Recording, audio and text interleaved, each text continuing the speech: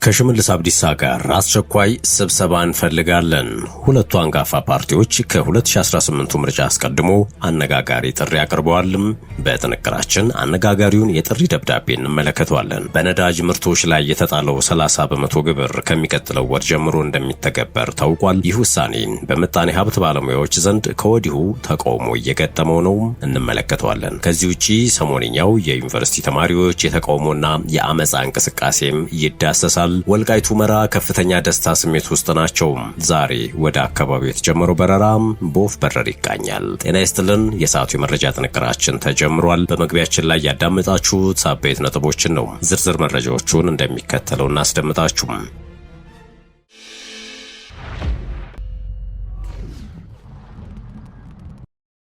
ወደ ቀዳሚ ጉዳያችን እናምራ። ከሽመልስ አብዲሳ ጋር አስቸኳይ ስብሰባ እንፈልጋለን። ሁለቱ አንጋፋ ፓርቲዎች ከ2018 ምርጫ አስቀድሞ አነጋጋሪ ጥሪ አቅርበዋል። ፕሮፌሰር መረራ ጉዲና በበኩላቸውም ዝርዝር መረጃዎቹን ውይይቱ ሲጀመር እንገልጽላችኋለን ብለዋል። ሁለት የፖለቲካ ፓርቲዎች ከኦሮሚያ ክልላዊ መንግስት ጋር ለመወያየት ጥያቄ አቅርበዋል። ፓርቲዎቹ የኦሮሞ ነጻነት ግንባር ኦነግና የኦሮሞ ፌዴራሊስት ኮንግረስ ኦፌኮ ናቸው። የኦሮሚያ ክልል መንግስት ጸጥታን ጨምሮ በተለያዩ ጉዳዮች ላይ እንዲያወያያቸው ጥሪ አቅርበዋል። ፓርቲዎቹ በጻፉት የእንወያይ ጥያቄ ደብዳቤ ከክልሉ ፕሬዝዳንት አቶ ሽመልስ አብዲሳ ጋር ስለ ኦሮሚያና ኦሮሞ ህዝብ ለመወያየት ቀጠሮ እንዲሰጣቸው ጠይቀዋል። የኦሮሞ ፌዴራሊስት ኮንግረስ ሊቀመንበር ፕሮፌሰር መረራ ጉዲና እንደገለጹት የውይይቱን አጀንዳ በዝርዝር ይሁንታን ካገኙ በኋላ እንደሚገልጹ ጠቅሰው በጥቅሉም በኦሮሚያ ክልል አሁናዊ ተጨባጭ ሁኔታዎች ላይ ለመወያየት እቅድ እንዳላቸው ጠቁመዋል። ፕሮፌሰሩም ውይይቱ በዋናነት በክልሉ የሰላም ችግርና ሌሎች በክልሉ ችግሮች ላይም ውይይት እናደርጋለን ብለው ዝርዝር መረጃዎችን ውይይቱ ሲጀመር እንደሚገልጹ ተናግረዋል።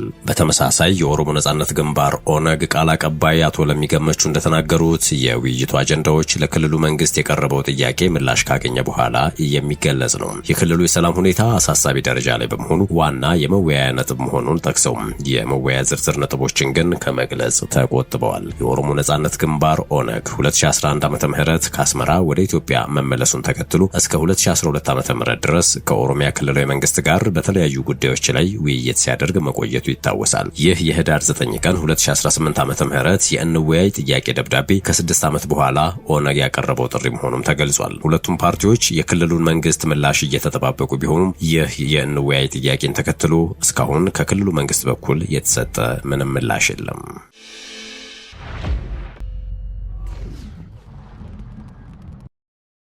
ወልቃይት ሁመራ ከፍተኛ ደስታ ስሜት ውስጥ ናቸው።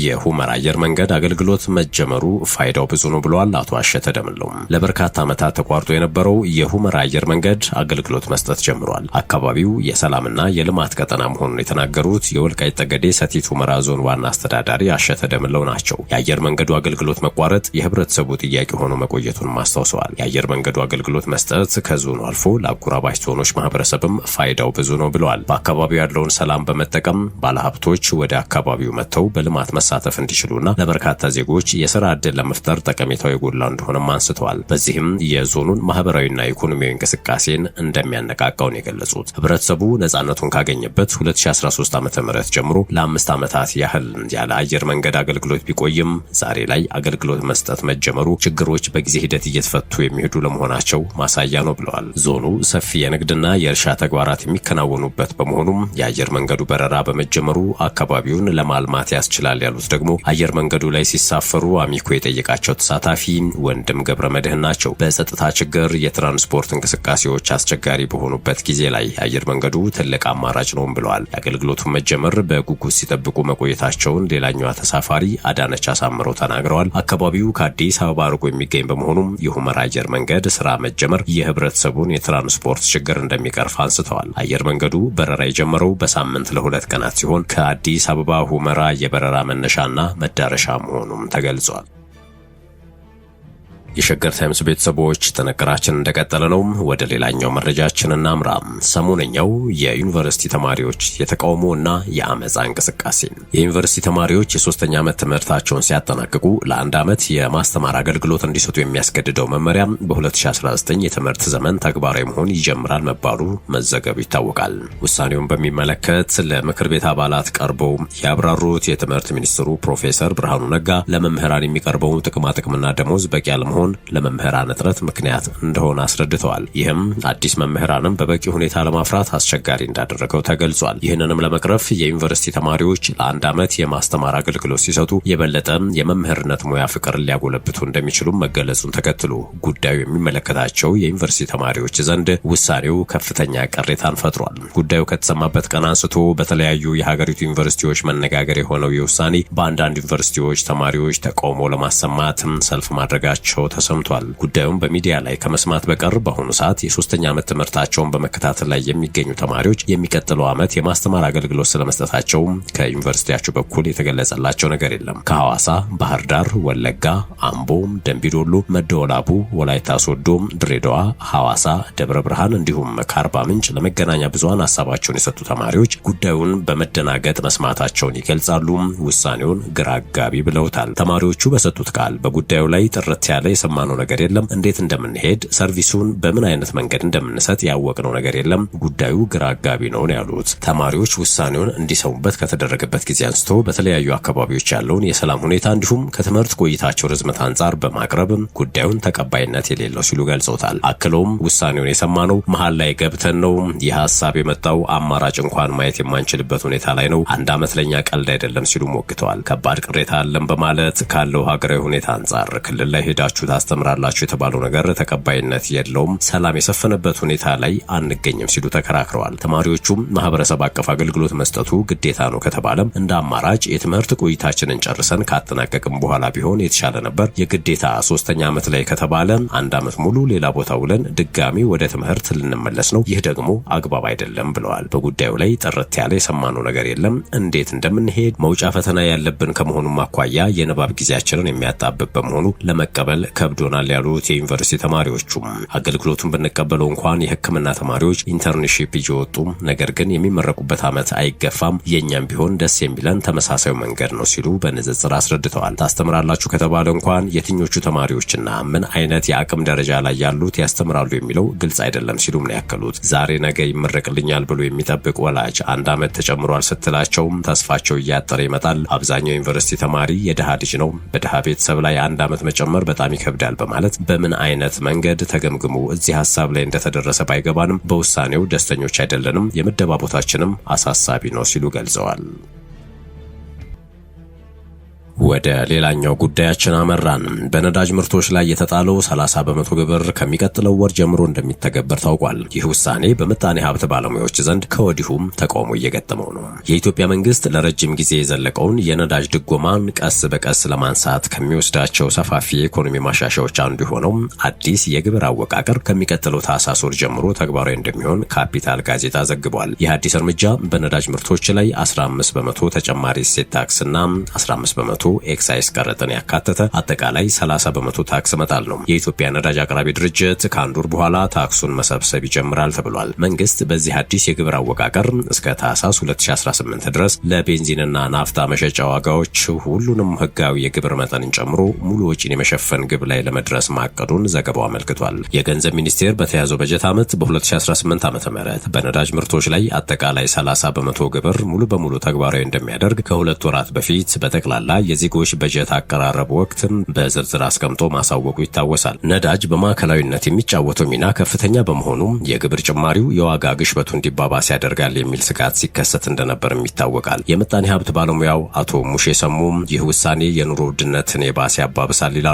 መንግስት የሚከተለው የኢኮኖሚ ፖሊሲ እያሳደረ ያለው የኑሮ ውድነትና የኢኮኖሚ ተጽዕኖ የሁላችንንም ደጃፍ እያንኳኳ መሆኑን መረጃ ማቅረብ የማያስፈልግበት ደረጃ ላይ መድረሱ አለ ሊባል ባይችልም በተቃራኒው መንግስት ከሚከተለው ፖሊሲ በመነጨ ያዋጣኛል የሚለውን የግብርና የአገልግሎት ዋጋ መጨመር የሚከለክለው ህግ የለም ይላሉ። ነገር ግን ይላሉ የቀድሞው የኢዴፓ ሊቀመንበር፣ ነገር ግን የተሸከምነው ጫና ሳያንሰን ተጓዳኝ ቀጥተኛና ቀጥተኛ ያልሆኑ ተዘዋዋሪ ግብርና የአገልግሎት ጭማሪዎች ከመተግበራቸው በፊት ውሳኔዎቹ በሀቅ ላይ ተመስርተው በመረጃ ተደግፈው በተገቢው መገናኛ ብዙሃን አለመቅረባቸው ለኢኮኖሚያዊ መስቀልቅል በመዳረግ በኑሯችን ላይ ተጨማሪና ውድ ዋጋ እያስከፈሉን ነው ብለዋል። አቶ አቶ ሙሼ ሲከትሉ መንግስት ከዛሬ 3 ወር በፊት ድጎማን አጠናቆ መጨረሱንና ነዳጅ ባለም አቀፍ ዋጋ እየተሸጠ መሆኑን መግለጫ ሲሰጥ ነበር። ዛሬ ደግሞ ቀጥተኛ ካልሆኑ መገናኛ ብዙሃን እንደተከታተልነው ከሆነ ድጎማን ለመጨረሻ ጊዜ ለማቆም በድምሩ 30 በመቶ የኤክሳይስና የተጨማሪ እሴት ታክስ ግብር እየተጣለ መሆኑን እየሰማን ነው ያሉ ሲሆን በተቃራኒው በዓለም አቀፍ የገንዘብ ተቋማት ግምገማ መሰረት የነዳጅ ዋጋ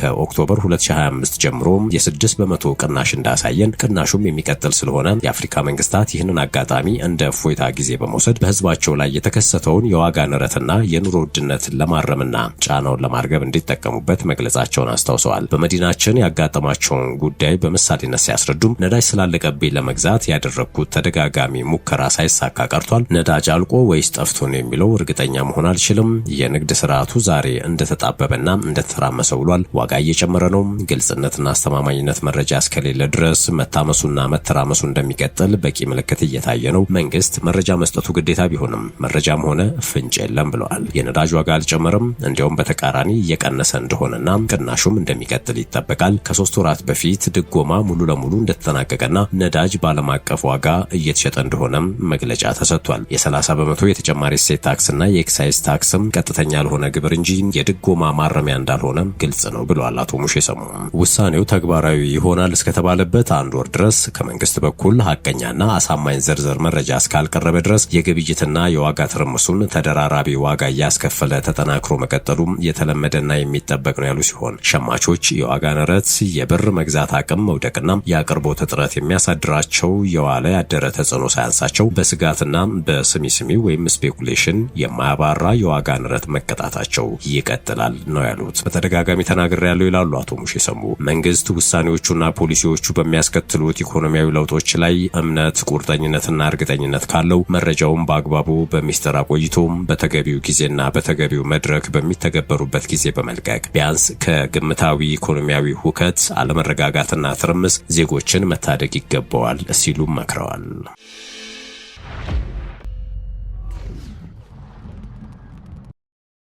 የግብጽ መንግስት ከሱዳን ፈጥኖ ደራሽ እጅግ ከባድ ፈተና እየገጠመው ነው ተባለ። ግብጽ የሱዳን ፈጥኖ የድጋፍ ሰጪ ኃይሎች ወይም አርኤስኤፍ ወደ ደቡባዊ ድንበሯ እየገሰገሱ በመምጣታቸው ጥብቅ የተባለ ማስጠንቀቂያ ሰጥታለች። ስጋቱ የተባባሰው በአርኤስኤፍ እና በሱዳን ጦር መካከል ያለው ግጭት እስከ 3ኛው ዓመቱ ድረስ በቀጠለበት በዚህ ወቅት ነው። ፈጥኖ ደራሽ ኃይሎች አሁን ጨምሮ የአልፋሺር ከተማን እንዲሁም መላውን የዳርፉር ክልልን ሙሉ በሙሉ መቆጣጠር ጀምረዋል። በተጨማሪም ግብጽ ሊቢያንና ሱዳንን የሚያገናኘው የድንበር ትሪያንግል ላይ አስፋፍቷል። ይህ ክስተት በካይሮ ውስጥ ለሀገር ደህንነት ቀጥተኛ ስጋት እንደሆነ የታወጀ ሲሆን በአልሲሲ መንግስት ዘንድም ስጋቱን ከፍ አድርጎታል። የግብጽ የውጭ ጉዳይ ሚኒስትር ባድር አብደላቲ ካይሮ ማንኛውንም ወገን ድንበሯን አደጋ ላይ እንዲጥል አትፈቅድም፣ እናም የሱዳንን ብሔራዊ ተቋማት በተለይም ሰራዊቱን ለመደገፍ ሙሉ በሙሉ ቁርጠኛ ነን ሲሉ ተናግረዋል። ትይዩ የታጠቁ ቡድኖች ብቅ ማለትን ውድቅ በማድረግ የእነሱ መነሳት የሱዳንን አንድነትና መረጋጋት አደጋ ላይ ይጥላል ሲሉ አስጠንቅቀዋል። ትይዩ አማጺ ኃይሎች በዚህ መጠን ተጠናክሮ መምጣት ለሱዳን ህልውናም ሆነ ለኛ ደህንነት እጅግ አደጋ አለው ነው ያሉት።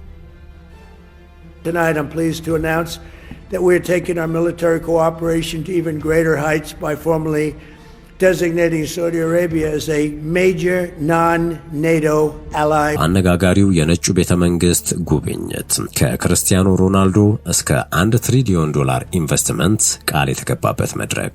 የአሜሪካው ፕሬዝዳንት ዶናልድ ትራምፕ የሳውዲ አረቢያውን መሪ ልዑል አልጋ ወራሽ መሐመድ ቢን ሳልማንን በነጩ ቤተ መንግስት በደማቅ ስነ ስርዓት ከተቀበሉ በኋላ ባደረጉት ውይይት ላይ አሜሪካ ሳውዲ አረቢያን ኔቶ ያልሆነ የአሜሪካ አጋር አድርጋ ለመቀበል መወሰኗን አስታውቀዋል። የሳውዲ በአሜሪካ $1 ትሪሊዮን ኢንቨስት ለማድረግ መስማማትን ጨምሮ በርካታ ሁለትዮሽና ዘርፈ ብዙ ጉዳዮች ላይ ሰፊ ውይይት ያደረጉት ዋሽንግተንና ሪያድ ወታደራዊና የመከላከያ ትብብራቸውን የበለጠ ለማጠናከርም ተስማምተዋል። F-35 ተዋጊ የጦር ጀቶችም ለሳውዲ አረቢያ እንደሚሸጡ ተነግሯል። በውይይቱም አሜሪካ ለሳውዲ አረቢያ ኔቶ ያልሆኑ የአሜሪካ አጋርነትን እውቅና ለመስጠት መወሰኗን ያሳወቀች ሲሆን በዚህም ሳውዲ አረቢያ ኔቶ ያልሆኑ የአሜሪካ አጋርነት እውቅናን ያገኙ ሌሎች 19 ሀገሮችን ትቀላቀላለች። ትገኛለች። አርጀንቲና፣ አውስትራሊያ፣ ባህሬን፣ ብራዚል፣ ኮሎምቢያ፣ ግብጽ፣ እስራኤል የመሳሰሉ ሀገራት ቀደም ብሎ የአሜሪካን ኔቶ ያልሆኑ አጋርነት እውቅናን ያገኙ ሀገራት ናቸው። የሳውዲ አረቢያ ኔቶ ያልሆኑ የአሜሪካ አጋርነት የሚለውን እውቅናን ማግኘት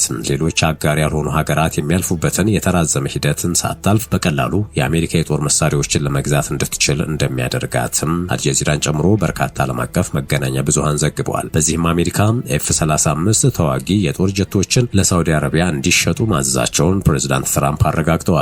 ትራምፕ ከልዑል አልጋ ወራሽ መሐመድ ቢን ሳልማን ጋር ባደረጉት ስብሰባ ወቅት እስራኤል በመካከለኛው ምስራቅ ያላትን የጦር የበላይነት ለማስጠበቅ ሲባል ደረጃቸው ዝቅ ያሉ ጀቶችን ለእናንተ አንሸጥም፣ በእርግጥ ይህ እነርሱን ላያስደስታቸው ይችላል፣ ይሁን እንጂ እስራኤል አሁንም ዋነኛ አጋራችን ናት፣ በጦር መሳሪያም ቢሆን ከፊት መስመር ከሚቀመጡት ከዋነኞቹ መካከል ሆና ትቀጥላለች ነው ያሉት። የተከበራችሁ የሸገር ታይምስ ቤተሰቦች ለአሁኑ የያዝነው የመረጃ ጥንቅራችን አበቃም። በያላችሁበት ሰናይ ጊዜ።